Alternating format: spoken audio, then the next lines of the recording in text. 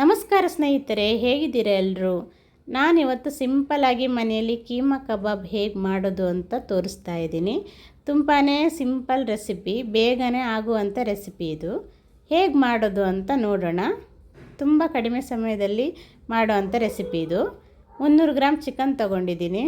ಅದಕ್ಕೆ ಒಂದು ಹಸಿಮೆಣಸು, ಒಂದು ಈರುಳ್ಳಿ, ಸ್ವಲ್ಪ ಪುದೀನ, ಸ್ವಲ್ಪ ಕೊತ್ತಂಬರಿ ಸೊಪ್ಪು, 1 ಸ್ಪೂನು ಶುಂಠಿ ಬೆಳ್ಳುಳ್ಳಿ ಪೇಸ್ಟು, ಇದಕ್ಕೆ ರುಚಿಗೆ ತಕ್ಕಷ್ಟು ಉಪ್ಪು, ಅರ್ಧ ಸ್ಪೂನ್ ಪೆಪ್ಪರು, 1 ಸ್ಪೂನ್ ಚಿಲ್ಲಿ, ಅರ್ಧ ಸ್ಪೂನ್ ಗರಂ ಮಸಾಲೆ, ಸ್ವಲ್ಪ ಅರಿಶಿಣ, ಇದೆಲ್ಲ ಹಾಕಿ ಚೆನ್ನಾಗಿ ಮಿಕ್ಸ್ ಮಾಡ್ಕೋಬೇಕಾಗುತ್ತೆ. ನೀವು ಮಿಕ್ಸ್ ಮಾಡಿ ನಾವು ಅದನ್ನು ಪೇಸ್ಟ್ ಮಾಡಿ ತೆಗಿಬೇಕಾಗತ್ತೆ. ಗ್ರೈಂಡ್ ಮಾಡ್ಕೋಬೇಕು ನಾವು ಇದನ್ನು. ಅದಕ್ಕೆ ಚೆನ್ನಾಗಿ ಮಿಕ್ಸ್ ಮಾಡ್ಕೊಳ್ಳಿ. ಮತ್ತು ಒಂದು ಅರ್ಧ ಲೆಮನ್ ಹಿಂಡ್ಕೊಳ್ಳಿ.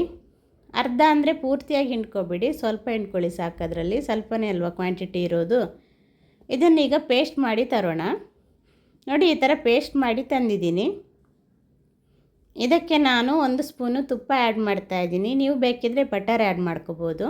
ಯಾವುದೇ ಕಾರಣಕ್ಕೂ ಬಟರನ್ನು ಕರಗಿಸ್ಕೊಂಡು ಹಾಕ್ಕೋಬೇಡಿ, ಯಾಕೆಂದರೆ ಅದು ತುಂಬ ಮೆಲ್ಟ್ ಆದರೆ ಗ್ರೇವಿ ಥರ ಆಗಿಬಿಡುತ್ತೆ, ತೇವ ಜಾಸ್ತಿ ಆಗುತ್ತೆ. ನೋಡಿ, ಇದಕ್ಕೆ ನಾನೊಂದು 3 ಸ್ಪೂನು ಕಡಲೆ ಹಿಟ್ಟು ಆ್ಯಡ್ ಮಾಡ್ಕೊಳ್ತಾ ಇದ್ದೀನಿ.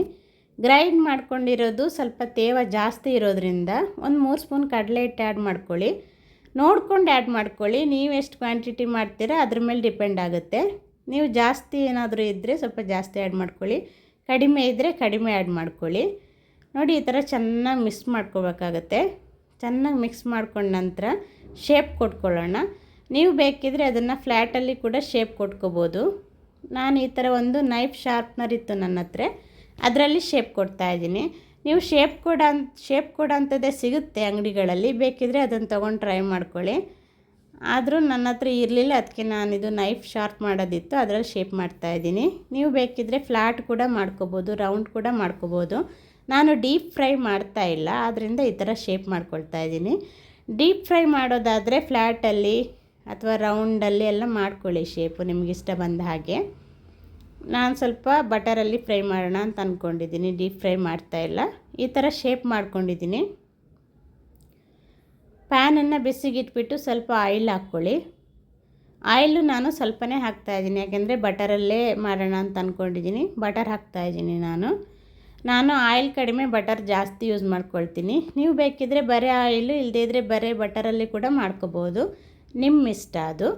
ನೋಡಿ, ಇದು ಕಾಯೋಕ್ಕೆ ಬಿಡಿ, ಸ್ವಲ್ಪ ಬಿಸಿಯಾಗಿದೆ. ಇವಾಗ ಬಿಸಿಯಾದ ನಂತರ ಫ್ರೈ ಮಾಡೋಕ್ಕೆ ಹಾಕಿ. ಈ ಥರ ಎಷ್ಟು ಪೀಸ್ ಆಗುತ್ತೆ ಅಷ್ಟು ಪೀಸ್ ಹಾಕ್ಕೊಳ್ಳಿ. 2 ರೌಂಡ್ ಬೇಯಲಿಕ್ಕಿದ್ರೆ 2 ರೌಂಡ್ ಬೇಯಿಸ್ಕೊಳ್ಳಿ, ಪರವಾಗಿಲ್ಲ. ನಾನು ಒಂದು 6 ಪೀಸ್ ಹಾಕ್ತಾಯಿದ್ದೀನಿ ಫ್ರೈ ಮಾಡಲಿಕ್ಕೆ. ಈ ಥರ ಫ್ರೈ ಮಾಡೋಕ್ಕೆ ಬಿಡಿ ಒಂದು 5 ಮಿನಿಟ್ ಒಂದು ಕಡೆ. ಯಾವುದೇ ಕಾರಣಕ್ಕೂ ಮುಚ್ಚಳನ ಮುಚ್ಚಬೇಡಿ ನೀವು. ಮತ್ತು ಫ್ಲೇಮನ್ನು ಮೀಡಿಯಮಲ್ಲಿ ಇಟ್ಕೊಳ್ಳಿ.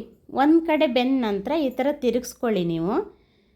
ಆ ಕಡೆ ಬೆಂದ ನಂತರ ಪುನಃ ಸೈಡ್ ಈ ಥರ ಬೇಯಲಿಕ್ಕೆ ಅಂತ ಹಾಕ್ಕೊಳ್ಳಿ. ನೋಡಿ, ಈ ಥರ ಸೈಡೆಲ್ಲ ಬೇಯಿಸ್ಕೊಳ್ಳಿ. ಈ ಥರ ಸೈಡ್ ಇಟ್ಬಿಟ್ಟು, ಹೇಗೋ ಆ ಕಡೆ ಈ ಕಡೆ ಬೆಂದೇ ಬೇಯುತ್ತೆ ಅಲ್ವಾ, ಈಗ ಸೈಡ್ ಬೇಯಿಸ್ಕೋಬೇಕಲ್ವ, ಅದಕ್ಕೆ ಈ ಥರ ಇಟ್ಕೊಳ್ಳಿ ಫ್ರೈ ಆಗಲಿಕ್ಕೆ. ನೋಡಿ, ಎಲ್ಲ ಕಡೆಯೂ ತಿರುಗಿಸಿ ನಾನು ಫ್ರೈ ಮಾಡ್ಕೊಂಡಿದ್ದೀನಿ. ಕೀಮಾ ಕಬಾಬ್ ರೆಡಿಯಾಗಿದೆ. ಈ ಹಲ್ಲಿದ್ದವರಿಗೆಲ್ಲ ಇದು ತಿನ್ನಲಿಕ್ಕೆ ತುಂಬ ಸುಲಭ ಆಗುತ್ತೆ ಅಲ್ವಾ. ಕಬಾಬ್ ಎಲ್ಲ ಜಗಿಲಿಕ್ಕೆ ಆಗದೆ ಇರೋ ವಯಸ್ಸಾದವರಿಗೆಲ್ಲ ನೋಡಿ, ಈ ಥರ ಬೇಕಾದರೆ ಚಿಕನ್ನ ಕೀಮಾ ಥರ ಮಾಡಿಕೊಂಡು ಕೀಮಾ ಕಬಾಬ್ನ ಈ ಥರ ಫ್ರೈ ಮಾಡ್ಕೋಬೋದು. ಡೀಪ್ ಫ್ರೈ ಹಾಕ್ದೇ ಲೈಟಾಗಿ ಬಟರಲ್ಲಿ ಫ್ರೈ ಮಾಡ್ಕೊಂಡು ತಿನ್ಬೋದು. ತುಂಬಾ ಈಸಿ ರೆಸಿಪಿ. ಹೇಗಿದೆ? ನೀವು ಇದನ್ನು ಚಿಕನ್ ಬಿರಿಯಾನಿ ಜೊತೆನೂ ಸರ್ವ್ ಮಾಡ್ಕೋಬೋದು. ನೋಡಿ, ಈ ರೆಸಿಪಿ ನಿಮಗೆ ಇಷ್ಟ ಆದರೆ ಲೈಕ್ ಮಾಡೋದನ್ನು ಮಾತ್ರ ಖಂಡಿತ ಮರಿಬೇಡಿ. ನನ್ನ ಚಾನಲ್ ಫಸ್ಟ್ ಟೈಮ್ ನೋಡೋದಾದರೆ ದಯವಿಟ್ಟು ಸಬ್ಸ್ಕ್ರೈಬ್ ಮಾಡ್ಕೊಂಡು ನೋಡಿ. ಹಾಗೆ ಲೈಕ್, ಕಮೆಂಟ್, ಶೇರ್ ಮಾಡಿ. Thank you.